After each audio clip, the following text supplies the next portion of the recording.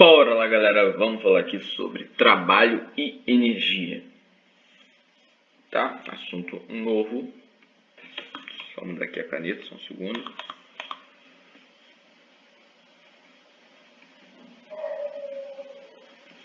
Trabalho de uma força. Você precisa entender o que seria isso. Então, pensa o seguinte. Você vai querer mover um objeto. Eu vou falar que eu quero mover esse bloquinho aqui que está em repouso. Tá? O bloquinho estava lá. Quieto na dele. E eu simplesmente quero movimentar esse cara. Concorda comigo que para eu conseguir movimentar esse cara, eu preciso fornecer a ele, através da ação de uma força, uma quantidade de energia. Ah, como assim? Para você se movimentar, para você levantar da sua cadeira, para você levantar, sei lá, da sua cama, seja onde é que você esteja, você precisa de energia para isso, né? E por isso nós nos alimentamos, para a gente garantir energia para conseguir realizar as tarefas diárias. Vai ser a mesma coisa com esse bloco. Eu sei que esse bloco não é dotado de um movimento próprio. Ele precisa de alguém que movimente ele. Mas se eu aplico uma força, esse bloco se move. E se ele se move, eu digo que ele possui energia, certo? Essa energia é suficiente para poder movimentar esse bloco até essa outra posição. Ou seja, deslocar esse bloco um ΔS, certo? Então, você tem que dizer que essa energia que o bloco recebeu para poder se mover é dada pela seguinte expressão: força vezes deslocamento vezes o cosseno do ângulo. Ah, como assim cosseno do ângulo? Porque não necessariamente a força vai vir bonitinha assim como eu representei. Essa força poderia ser apresentada dessa maneira, como uma força inclinada. E se essa força é inclinada, pensa comigo. Qual é a parte que movimenta o bloco? É a parte da força em Y, que empurra ele para baixo, ou a parte da força em X, que empurra ele para a direita? É a parte em X, né? Se eu falar que o ângulo está aqui embaixo, θ, você concorda que esse cara seria o colado ao ângulo? Então ele é quem? F cosseno θ. Por isso que apareceu o cosseno aqui embaixo. Então, essa é a expressão que nós vamos utilizar para poder calcular trabalho. Ou uma simplificação dela, dizendo que trabalho é igual a força vezes deslocamento somente. Beleza? Sim, isso pode aparecer. Eu vou dar um exemplo aqui para vocês. Ok? Então, entendendo o que é trabalho. Trabalho é a energia transferida por uma força. Então, esse bloco recebeu energia, certo? Transferiram energia para o bloco, tanto é que esse bloco conseguiu se mover, certo? Isso é o trabalho. Quando você vai falar sobre esse tipo de problema, existem casos particulares que facilitam muito a nossa vida. Que é, por exemplo, deixa eu só melhorar isso aqui, quando você tem um gráfico, tá? O trabalho em um gráfico. Você vai falar o seguinte. Pensa que eu tenho aqui essa figura, ok? A força, também melhorando um pouquinho.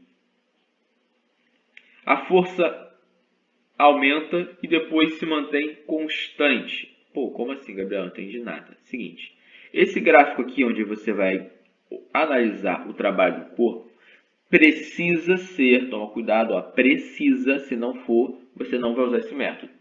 Um gráfico de força em função do deslocamento dele, posição, certo? O que significa? Que eu fui empurrando o bloco e ele foi se movendo.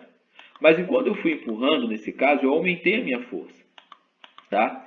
E eu aumentei essa força até que ela atingisse um valor, sei lá, de 40 newtons. Aqui, essa força vai se mover 10 metros e depois vai ser deslocada mais 20 metros. Então, vai parar na posição 30. Sempre que um problema apresentar para você um gráfico de força em função do deslocamento e te pedir o trabalho, você vai calcular a área da figura. O que é o trabalho num gráfico? É a área da figura.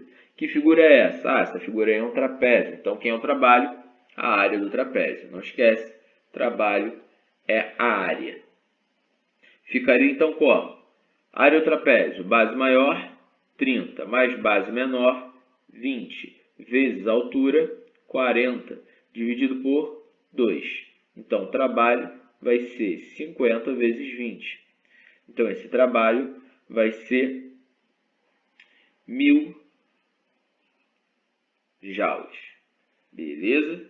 Então, isso foi só um exemplo de como pode aparecer. Se aparecer assim, cara, é a maneira mais simples de poder fazer as contas. Tá? Fica tranquilo. Próximo aqui, nós temos que falar sobre potência. Botando aqui as unidades, antes de mais nada, unidade de força, Newton. Unidade de deslocamento, metro. Newton vezes metro dá para a gente o Joule, que é a unidade de energia no sistema internacional. Nós já vimos isso lá atrás, em calorimetria, mas dando uma frisada agora. O que seria a potência? A potência é a quantidade de energia que você consegue transferir. Ou seja, a energia que você transfere é o trabalho. A potência é o trabalho sobre o tempo. Ok? É a quantidade que eu consigo transferir em um certo intervalo de tempo. Só um segundo. Então, o que a gente vai ter que pensar? Que a unidade de potência é Joule por segundo no sistema internacional. E isso aqui é a mesma coisa que Watt. Vou utilizar aqui um exemplo para poder explicar um pouco melhor como é que funcionaria esse caso. Pensa o seguinte, eu tenho esse bloquinho e eu quero movimentar ele, certo? Sobre essa plataforma. Esse bloco vai ser deslocado devido à ação de uma força de 100 newtons, certo? E esse bloco vai se movimentar, está aqui o ângulo 60 graus, e esse bloco vai se movimentar 3 metros. O que eu quero saber? Qual é o trabalho e qual é a potência associada a esse movimento. Então, calculando primeiro o trabalho. O trabalho vai ser dado por força vezes deslocamento vezes o cosseno do ângulo, que é 60 graus. Quando ele não der o ângulo, isso aqui vai sumir, vai ser 1, tá? Então, força, 100. Deslocamento, 3. Cosseno 60, 0,5. Então, isso aqui vai ser 150 joules. Vamos dizer que esse deslocamento ocorreu num tempo de 3 segundos. Tá? Eles se moveram em 3 segundos. Quanto vai dar a potência? Então, ó, potência é igual ao trabalho sobre o tempo. Potência é igual a trabalho, 150. Tempo, 3 segundos. Então, a cada segundo, ele ganhou 50 joules para poder se movimentar. Beleza? Tranquilo? Qual problema? Manda para mim. Amanhã, na nossa aula de quinta-feira, eu vou estar fazendo exercícios sobre esse assunto. Beleza? Continuando aqui, o próximo assunto é a energia de um sistema.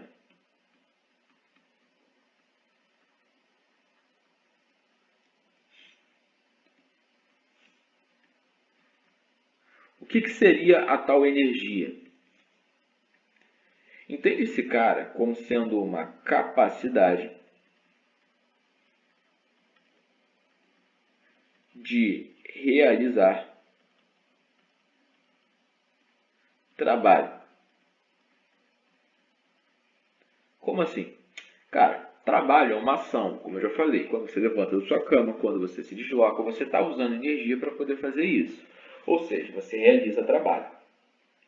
A energia é um estoque do quanto de atividade você consegue fazer. Se você tem muita energia, você faz muitas atividades, você realiza muito trabalho. Beleza? Então, o que é energia? Uma capacidade de realizar trabalho. Certo? Só que a energia vai ser dividida. Ela vai ser classificada como energia cinética que eu vou colocar o exemplo daqui a pouquinho, e a energia potencial, começando aqui pela cinética. Essa energia é a energia do movimento. Se um corpo se desloca, ele tem energia cinética. Então, a energia cinética é igual a mv ao quadrado sobre 2. Guarda essa fórmula. Sempre que o corpo tiver velocidade, ele tem energia cinética. O outro tipo de energia que você tem é a energia potencial gravitacional.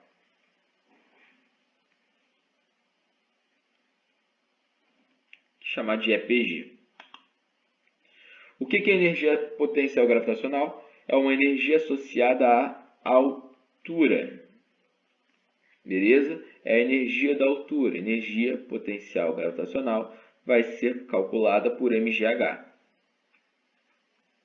Então, se tem altura, tem energia potencial gravitacional. E aqui nós temos a energia potencial elástica. Chamar de EPEL. Essa energia potencial elástica é associada a uma constante elástica, a uma mola. Mola deformada. Fórmula dela, energia potencial elástica, é igual a kx ao quadrado sobre 2. Eu já vou fazer um exemplo sobre isso, tá? Fiquem tranquilos. O que acontece? E ainda você tem que saber que existe uma quantidade de energia que governa todo mundo, que é chamado de energia mecânica. Putz, Gabriel, como assim? A energia mecânica, eu falei que ela governa, né? Ela vai ser o total das energias de um sistema. A energia mecânica é igual à energia cinética mais energia potencial. E quando eu falo potencial, eu estou incluindo aqui, nesse EP, a energia elástica e a energia gravitacional, beleza? Ambas são inclusas aqui. Então, eu posso falar que a energia total de um sistema é a energia mecânica. E onde é que você vai usar isso? Você vai usar isso nos problemas de conservação. Certo? Na conservação de energia, isso vai ser útil demais. Por quê? A ideia é o seguinte. Quando eu falo conservar, você concorda que tem relação com manter? Então, eu vou falar que a energia antes é igual à energia depois. Eu mantenho a energia inalterada, tá? E pensa o seguinte, um exemplo dessa conservação de energia. Eu vou falar que pega aqui, ó. Um corpo, uma bolinha, vai descer essa ladeira, tá? Aqui é o chão e aqui é de onde ela parte. Ela parte de um ponto A e vai para o ponto B que está no chão, certo? Eu quero saber aqui algumas informações. Por exemplo, eu já sei que a altura onde essa bolinha se encontra é de 5 metros. Ok? Ou melhor, 20 metros. Quando essa bolinha descer essa rampa, ela consequentemente vai ganhar velocidade, que é o normal, que a gente espera, né? Então, para resolver esse tipo de problema, a massa dela vai valer 2 kg. Eu vou te perguntar, e vou falar aquela parte do repulso, tá? Velocidade em A é igual a 0. Para resolver qualquer tipo de problema de conservação de energia, o que você tem que fazer é perguntas para esses pontos, tá? 3 perguntas. Pergunta para o ponto A. Ele tem velocidade? Não, ele está parado. Ó, velocidade, energia cinética. Ele tem altura? Altura ele tem.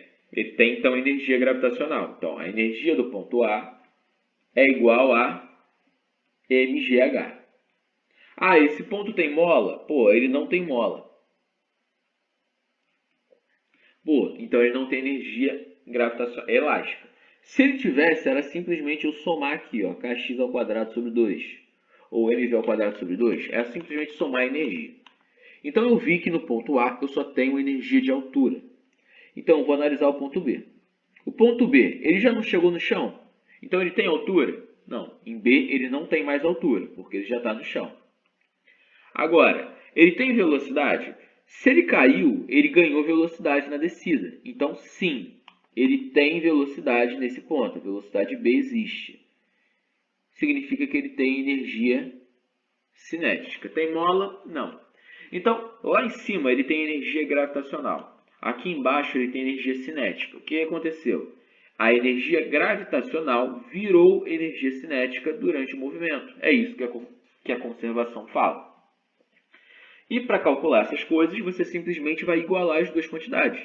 Então, ó, a energia A é igual à energia B. Quem é energia A? mgh. Quem é energia B? mv ao quadrado sobre 2.